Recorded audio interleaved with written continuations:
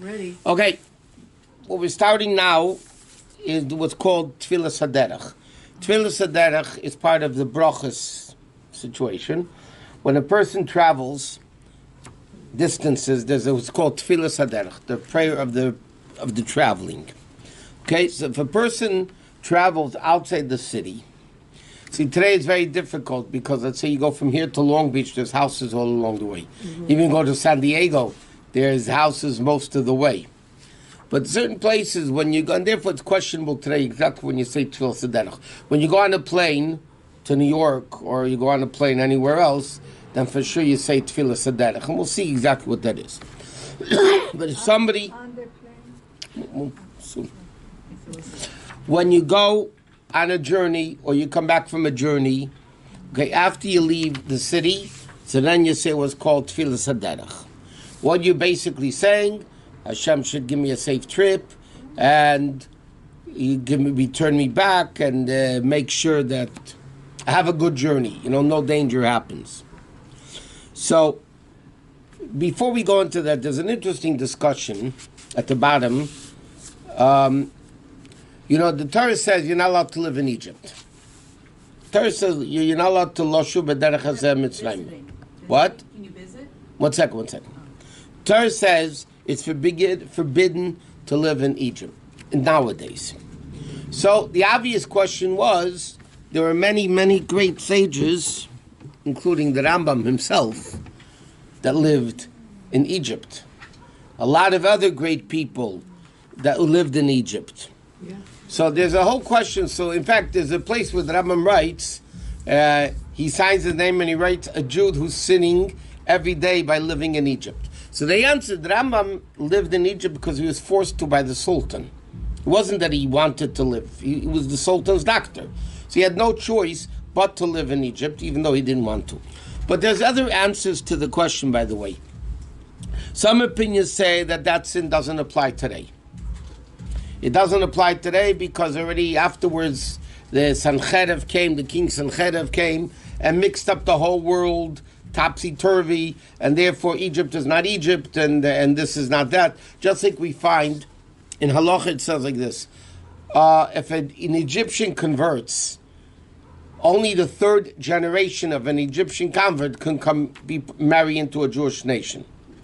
But the Paskim, right, the Gemara talks about this in the Code of the Rishonim, that only applies before Sancherev came and mixed up the whole world. Because once Sancherev came and mixed up the whole world, Egypt is not Egypt. Everybody was moved all around the world. If everybody's moved all around the world, then it's not actually Egypt anymore. Some people say that the sin is only, the forbidden to live in Egypt is only when all the Jews lived in Eretz Yisrael. Then it's forbidden to live in Egypt. But now Jews live all over the world, it's not forbidden to live in Egypt. Another answer that some Rishonim give, that it's only forbidden, the Torah says you can't go back to Egypt, which means you're not allowed to go a return route that the Jews took going out of Egypt. Now, the Jews Yidden went from Egypt to Eretz Yisrael, so you're not allowed to return on that path. But other paths, you're allowed to do. And the Gemara also says, for business, you're allowed to go to Israel. Now, Kabbalistically, according to Chassidus and Kabbalah, why is a Jew not allowed to live in Egypt? Sin. Well, no, but why? What's the reason, Kabbalistically, why a Jew cannot live in Egypt? So the answer is very simple. The purpose of a Jew, wherever they live, is to elevate the sparks of Kedusha that are found in the physical objects in that area. Okay. Right? You eat the food, you clothing, whatever you do, you elevate using it for the right purposes, you're elevating it to holiness. Okay. But when the Jews left Egypt, it says they took out all the sparks of Kedusha. All the sparks of Kedusha that existed in Egypt, the Jews took out with them. Now explain this in a second. And therefore, if all the sparks are out of Egypt, so what is the Jew doing there? So therefore, Kabbalistically, but for business you're allowed to go there. Why for business you're allowed to go there? Because other products come from different parts of the world into Egypt. So those sparks were not elevated by the Jews when they left Egypt. They're new objects coming into the country. If the new objects coming into the country, then for business you would be allowed to live there. And the interesting point, the same question applies about Spain. There was a rumor, or some people say there was actually a cherem, after the 1492, when the Spanish expulsion, they threw all the Jews out of Spain. You know Jewish history? Okay. Yes, I do. The Moranos and that. So some people made a cherem, a vow, not to go back to Spain anymore, not to live in Spain. For many years, by the way, Jews never lived in Spain. For many, many, many years. Some people say it was only a cherem, an excommunication for 500 years. 500 years are up, so people went back. But there's a lot of tshuvas written about it, like the Minchas Elazar writes over here. Minchas Elazar writes, he never heard such a thing. Somebody asked the Minchas Elazar, you have to be afraid about not moving to Spain because of said he never heard of it, it doesn't make sense. All the people that lived in Spain and left Spain never mentioned it in their books. The Rambam lived in Spain. Okay, it was before the expulsion. But the Beis Yosef's grandfather was expelled from Spain. The Beis Yosef wrote the Shulchan Aruch. His grandfather was expelled from Spain, and yet he never writes anything about it. We don't find anywhere in halachic sources that it would be forbidden. And therefore, many people did, many people don't, but today already, it's even after the 500 years. Even the people say there was a ban against living in Spain. Most people say it was only for 500 years. And because the 500 years since 1492 would be 1992, so it's over and the ban is not there. What? The Rabbi did say something about Poland, that there was no way to, elevate. I don't know. I haven't seen it in print. I've heard that the Rebbe said there will never be a shleich in Poland, and there is. The Rebbe officially did not want a shleich in Mexico, and there is. I don't know. I don't know what the story is. From all the Germans and all that, the Polacks were the worst against the Jews. So, but Lepel, there's now people are moving back to Poland, and there's a thriving Jewish community in Poland. Yeah. Are there Jews left in Egypt? There's a small Jewish community in Cairo. So In fact, they make a Siyum Rambam there every year in Egypt, in Cairo. Because there's a few Jews left, most Jews left already to Israel or wherever they left. Okay, now, that's in passing about living in Egypt and Spain. But if a person travels, you're supposed to say Tfilas HaDerech. Okay? Now, Tfilas HaDerech, there's a few things mentioned in the law about it. Number one, it's preferred to say it standing. It's preferred to say it standing.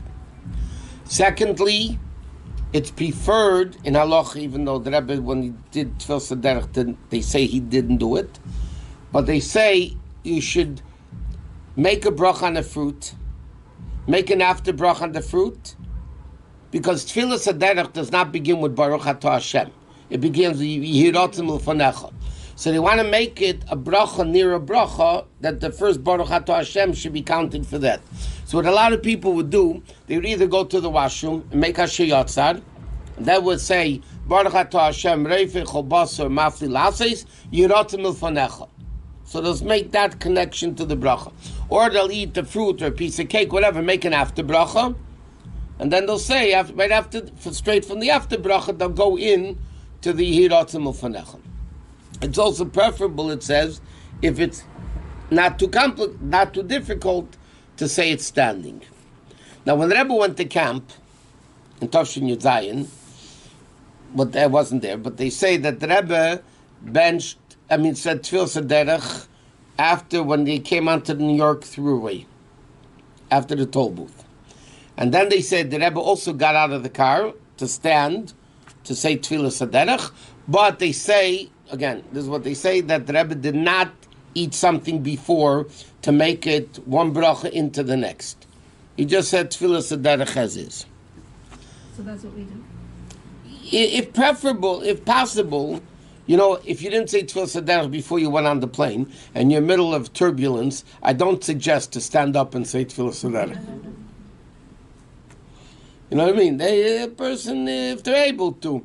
Now, No, but I mean, if you go on a plane, one second, when you go on a plane, when do you say Tfilas Haderech? should be When before. it goes up. 20 minutes. So some, Yeah, but how can you stand up? No, when the plane goes up. I know, but you can't, So you you don't said say- you have to stand up. it says in the expression, even in our Siddur, im efshe bakal, if it's easy to do, then you could stand up. But from the Rebbe in Sefer Menhagim, it comes out that you can even say it on the way to the airport. The Rebbe writes, because most airports are outside of the city, see, anyway, going outside of the city, but some people otherwise have a minig when they get on the plane. Most people, when they get on the plane, before takeoff even, when they just got to get on the plane where you're still standing, they'll say Tfilas Haderech then. And then some people say it on the runway. Well, there's so many different customs. Whichever you do is really fine. Now, you only say it once a day. Okay? For instance, let's say you have a stopover. You're going from here to New York. So you go LA, Chicago, New York, or Denver, or whatever it is.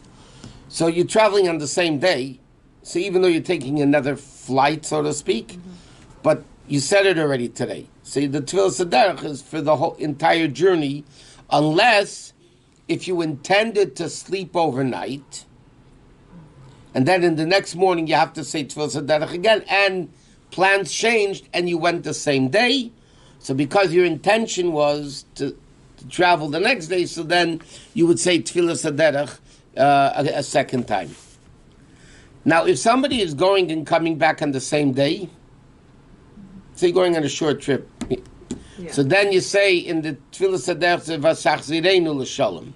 So then you say that we should go back, but then the minig is to say the second time on the way back, but without Hashem's name at the end of the bracha.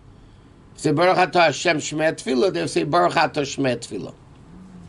But then you say V'sachzirenu l'shalom, that we should, come back safely. Our minig, the Rebbe writes, is if you go on a trip, let's say you go from here to New York for a week, okay? The minig is, the Rebbe writes in Sefer Minhagim, that every day after Shachris, you say Tfilas Haderech without Hashem's name at the end. Now you see, you don't say Hashem Elokeinu v'Gevzenu, but you don't say Baruch Atah Hashem Shemei Tefillah. You just say Baruch Atah Shemei Tefillah. You leave out Hashem's name, but that should be said every day. Every day we have to say. No, if you're on a journey. Rabbi Reichel, whenever he wasn't in New York, said Tfilas Haderech. He lived in L.A., but he considered his home as New York. So this is all a traveling.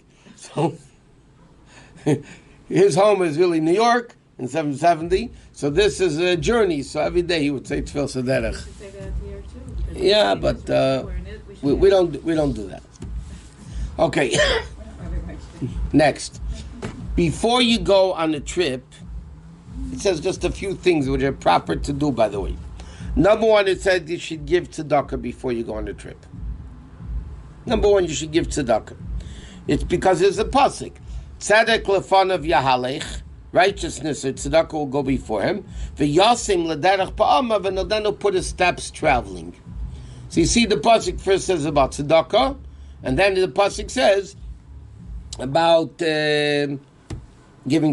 traveling. First about tzedakah and then about traveling. And also it says you should go to the gedalim, the great people of the city, to get permission. And to get their permission as much as their blessing. You should get their blessing. Who are the great people of the city? No, usually some people, when they traveled from New York, they would write to the Rebbe brachot for the traveling. Or whatever, whoever you think, not whoever thinks they're great. Whoever you think is great, that's the one you should go to and ask for brachot to go. Okay, you should always be careful to take food with you. That's what it says in halacha. Should always be careful to take bread. And by the way, especially, you have to understand, years ago, traveling is not like today. You traveled by horse and buggy or by donkey or by camel or whatever it was. You went through forests. It was dangerous. It was not only animals, gangsters, robbers. So the Gemara says if you don't have a people going with you, which makes it even more dangerous, you should learn Torah. Because Torah protects the person. When you learn Torah, Torah protects the person on the journey and they'll be safe. So it says a person should actually learn Torah, whatever it is. And then he says like this. A person, this is the Gemara says this. You should leave when it's light and you should come back to you at night while it's still light. Yaitzi adam b'chitayv v'yachnes b'chitayv. He should leave during the day and come back during the day. Why? We learned that from Yosef and the brothers, by the way. Because Yosef told the brothers, he made them wait overnight. You know, when they're accusing that whole story. Yeah. And then he told them, you should go. Vayiba Breikad. It was in the morning, then Yosef sent the brothers away. So from there, the Gemara learned out that the best time to travel is during the day. But it's very simply, it's safer. But now the question is, okay, we do travel at night. But today is a different story because we have lights. Because we have lights, it's not as dangerous as it used to be at night. At night, you couldn't see where you were going. You didn't know even which road to take. It was, it was dangerous. Now, because there's light, the post can bring down. Because nowadays we have lights, and it's a whole different story. So then you can travel by night. But what's very interesting, many years ago, in summers, always terrible tragedies happen with car accidents and every summer. It's terrible. One year the Rebbe came out, this is a long time ago. I'm talking probably over 50 years ago. No, probably 45 years ago. The Rebbe came out and the Rebbe said, if you drive at night, you need to stop every hour for a short break. Even a few minute break. The Rebbe said, you're traveling by car at night, I don't mean in the city. Then you're driving to the mountains, New York or to city, and you're driving for many hours. The Rebbe wanted every hour you should stop and take a break. And the guys that drove then say you can't imagine the difference it made. You get up, you just stand up, and you get some fresh air outside. Yeah. It wakes you up. Instead of falling asleep. There are a lot of accidents. People fall asleep at the wheel, whatever, you know what it is. So the Rebbe said they should stop every hour and take a few minute break and then continue driving. There are many people the Rebbe told to keep a tzedakah box in the car. That's already more public. And there are certain people the Rebbe told to keep a mezuzah in the car. No, chitas, yeah, but I'm saying that's a given, so to speak. But the Rebbe told certain people that they should have a mezuzah in the car, in the glove compartment, wherever it is, just in the car for an insurance policy. What? Chitas also, yeah. Okay, another thing, Kitzi brings down these dinim of traveling and so on and so forth. Years ago, people stayed in these these inns along the way. So the Shulchan Aruch says, if you go to an inn, you have to make sure that the food's kosher and reliable. They didn't have OUs and OKs and this and that. You have to trust the people. So you said you have to trust the people. You have to find out who the sheikhet is, who the rabbi is, to find out, to make sure it's kosher. In fact, it's interesting. Kashrus organizations today, I know it's going off a little bit, but it's about kashrus. Kashrus organizations say today that they're shocked at the religious community, the frum community. They go to a bar mitzvah to eat. They go to a wedding to eat. And nobody wants to know who the mashgiach is. Everybody just trusts everybody. Yeah. You come in... They don't want to know. It's they don't ask. It's not they don't want to know. No, if you'd want to know, you would ask. I trust. They don't. That's what I'm saying. And the Okashus organizations all write in their letters and that they give out and the things that people come to a wedding, a bar mitzvah. You go in. Who's a mashgiach? Whose hashkacha is it? What meat are they using? Is there a mashgiach there the whole time? You know, there are kashrus institutions. Things got much, much, much better. B'chlal. But there are still kashrus organizations that give a hechsher. It's officially kosher, but you don't find the mashgiach there. You don't know whose meat they're using. What are you using? What, you know, you have to. I was once at a dinner. I was sitting at a table with a bunch of Chabad guys. They had these mints, you know, these chocolate mints on the table. And it was beginning of the meal. And somebody takes a bite of it and says, "There's got to be dairy. It's too good to be part of." Was it dairy? And everybody said to them, "Sugar." Like what the simcha? There's simcha, Lubavitcher person with the good hashkacha, everything. The guy says, "I'm telling you, this is too good to be parv. It has to be dairy." Yeah. Anyway, somebody went into the kitchen, taka, and they checked, and they realized they were taka milchik.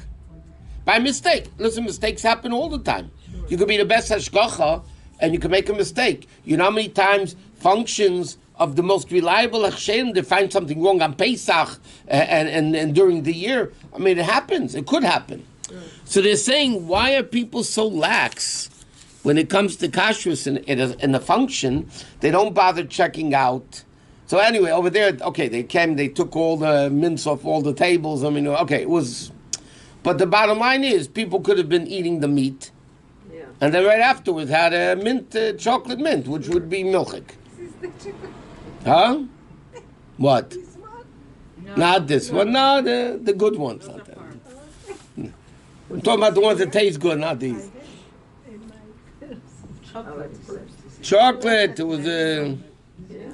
well, you know these chocolate candies, whatever it was. Yeah. And the guy said it's too good to be parv. So people need to be careful when they go somewhere. I'll give you an example. I'm telling you, people go out to a restaurant. I had this a lot of times. People go out to a restaurant, and they tell me they went to the restaurant. I said, "Whose hashkacha is it?" It's time for the fun of it. They said, "Whose hashkacha is it?" I don't know. What do you mean you don't know? Okay, it's either locally, it's either RCC or Kehila or whatever. Okay, whatever it was. But still, what do you mean you go to a restaurant and you don't even know whose hechsher is it? Shouldn't it be on the door? I'm saying, why didn't the person look? Yeah, it's on the door. But why didn't the person who went to the restaurant to eat, why didn't they go check out whose hashkacha it is? So we should check every time because it could change. Is that what you're saying? First of all, Like, hashkacha if has it's changed. past, you go to Let me past. tell you something. How many times, I know it happens sometimes, not too often in my house, it can happen anywhere. You're buying things for years. It's true. And all of a sudden, and that was always OU Parv. Or OK Parv, whatever. Yeah? You buy the exact same thing. You don't even bother looking. Because you know. And then you bring it home. You know how many shadows they get like that on the phone? And they come back and they see now it says OUD. I heard Coca-Cola in Mexico is no longer kosher. Right, okay, but I'm saying, you buy something. Well, I mean, I always tell people, you go to the store, you buy something. It doesn't matter that you always buy it. You should always check because things changed. A lot of products now, I'll give you an example. Pringles all became OUD. Yep, almost all the Pringles became. But people would be eating Pringles. You go to the store, you buy Pringles, yeah, and you take it home and you're eating, and all of a sudden you happen to be bored. You look at the package, it says OUD. my daughter told me about this, the pancakes. They were cauliflower and it said CY, Love Israel. And I was really concerned because it was like OU. It was a good Yeah. But it said CY. But then I found out everybody said it's really Love Israel. It's really like everybody's been talking about it on our chat Yeah. and everything. But it just said CY. It didn't have like it didn't. Yes, Halav Yisrael. Yeah, but anybody could put CY. No, but it was everybody was talking. Saying, I- what are you supposed to do? If I everybody understand. What tells I'm you- saying is people need to be careful. It's time for Tanya. People need to be careful, not only, especially when you're traveling. You know, in New York, but in New York, and it got much better. Kashrus got much better. But in New York, you know how many restaurants in Borough Park had no hashgacha? Who was the hashgacha? The guy with the beard standing behind the counter by the cash register. You'd walk into the store, who's hashgacha? It's all Heimish people. It's all, but you need hashgacha. You can't have just a guy with a beard who's the owner and making it kosher. What? There was a pizza station here who never had a hashgacha. Yeah, there were places that didn't have hashgacha. Everybody